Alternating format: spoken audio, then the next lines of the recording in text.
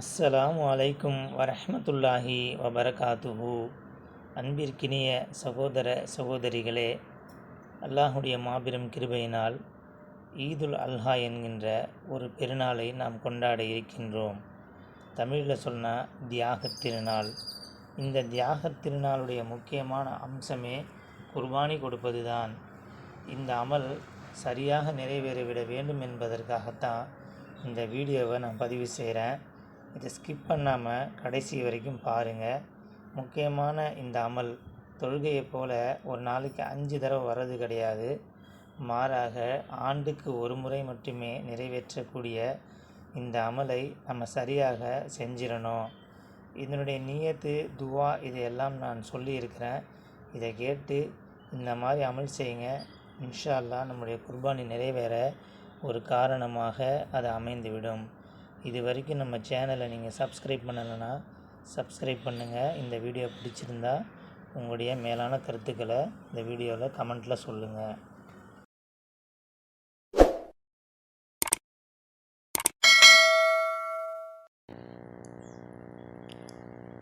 பிஸ்மில்லாஹிர்ரஹ்மானிர்ரஹீம். குர்பானி கொடுக்கும்போது ஓத வேண்டிய நியத்து. இந்த நியத்து பார்த்திங்கன்னு சொன்னால், நம்ம தொழுகையிலையும் தக்பீர் கட்டுறதுக்கு முன்னாடி ஓதக்கூடிய ஒரு நியத்து தான். இதனோட சில வார்த்தைகளை சேர்த்து நியத்து செய்ய போகிறோம்.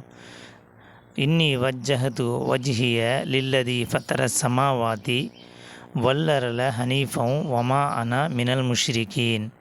இது நம்ம வழக்கமாக தொழுகையில் தக்பீருக்கு முன்னாடி கட்டக்கூடிய நியத்து தான். நிறைய பேருக்கு தெரிஞ்சிருக்கும், சில பேருக்கு தெரிஞ்சிருக்காது. இப்போ தெரியலனாலும் இதை பார்த்து நீங்கள் ஓதிக்கொள்ளுங்க, அல்லது இதை ஒரு பேப்பரில் எழுதி வச்சாச்சும் இந்த நியத்து செஞ்சுட்டு அதுக்கப்புறம் உங்களுடைய குர்பானி பிராணியை நீங்கள் குர்பானி கொடுக்கலாம். இன்னி வஜ்ஜஹது வஜ்ஹிய லில்லதி ஃபத்தர சமாவாதி வல்லரல ஹனீஃபம் வமா அனா மினல் முஷ்ரிகீன். இன்ன சலாத்தி வ நுசூகி வ மஹ்யாய வ மமாத்தி லில்லாஹி ரப்பில் ஆலமீன்.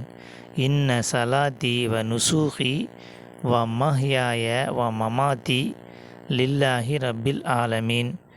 லா ஷரீக லஹு வ பிஸாலிக உமிர்து வ அனா அவ்வலுல் முஸ்லிமீன். லா ஷரீக லஹு வ பிஸாலிக உமிர்து வ அனா அவ்வலுல் முஸ்லிமீன்.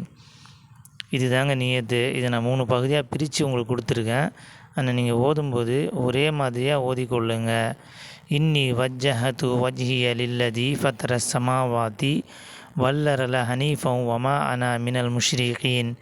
இன்ன சலாத்தி வ நுசூகி வ மஹ்யாய வ மமாத்தி லில்லாஹி ரப்பில் ஆலமீன். லா ஷரீக லஹு வ பிஸாலிக உமிர்து வ அனா அவ்வலுல் முஸ்லிமீன். இந்த நியத்தை செஞ்சு கொள்ளுங்க.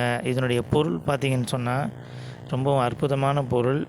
நிச்சயமாக என்னுடைய தொழுகையும் என்னுடைய குர்பானியும் என்னுடைய வாழ்வும் என்னுடைய மரணமும் எல்லாமே அகிலங்களின் இரட்சகனாகிய அல்லாஹுக்கே சொந்தமானதாகும். அவனுக்கு யாதொரு இணை துணை இல்லை. இதை கொண்டே நான் ஏவப்பட்டுள்ளேன். அவனுக்கு வழிபட்டவர்களில் முஸ்லீம்களில் நானும் ஒருவன். இதுதாங்க இந்த நியத்து. அல்ஹம்துலில்லாஹ். இந்த நியத்தை ஓதிய பிறகு உங்களுடைய குர்பானியுடைய பிராணியை பிஸ்மில்லாஹி அல்லாஹு அக்பர் என்று சொல்லி அறுக்கணும். அதே போல் குர்பானி கொடுத்து முடித்த பின்னாடி, அந்த பிராணியுடைய உயிர் பிரிந்ததுக்கு பின்னாடி அதை துடிக்க துடிக்க தோல் உரிக்கக்கூடாது. அதனுடைய உயிர் முழுமையாக அடங்கிய பின்னாடி அந்த குர்பானியை கொடுத்துட்டு ஒரு துவா செய்யணும். இன்றைக்கி நிறைய பேர் ஒரு அமலை செஞ்சுட்டு அமல் நிறைவேறிடுச்சு நினச்சி விட்டுடுறாங்க. நான் செய்த அமல் ஏற்றுக்கொள்ளப்பட்டுச்சா இல்லையா என்பது எனக்கு தெரியாது. ஆனாலும் நம்ம அல்லாஹ்கிட்ட கேட்க வேண்டியது மிகவும் அவசியமாக இருக்குது. இந்த குர்பானி கொடுத்து முடித்த பின்னாடி இந்த நியத்தை சொல்லிவிட்டு அறுத்துட்டு அந்த உயிர் அடங்கிய பின்னாடி இந்த துவாவை கண்டிப்பாக ஓதிக்கொள்ளுங்க. ரப்பி தகப்பல் மின்னி கமா தகப்பல்த மின் ஹலீலிக இப்ராஹீம வ ஹபீபிக முஹம்மதின் ஸல்லல்லாஹு அலைஹி வஸல்லம் என்பது தாங்க அந்த துவா. ரொம்ப சாதாரணமான அழகான வாயில் நுழையக்கூடிய வார்த்தைகளோடு இருக்கக்கூடிய இந்த துவா தான். மீண்டும் ஒரு தடவை ஓதுறேன், கேளுங்க. ரப்பி தகப்பல் மின்னி கமா தகப்பல்த மின் ஹலீலிக இப்ராஹீம வ ஹபீபிக முஹம்மதின் ஸல்லல்லாஹு அலைஹி வஸல்லம் என்பது தாங்க அந்த துவா.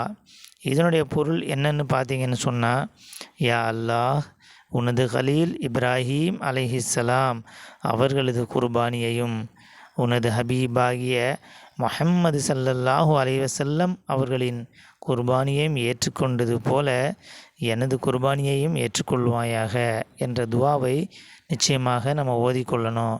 இன்றைக்கி நிறைய பேர் இதெல்லாம் கேட்குறதே இல்லைங்க.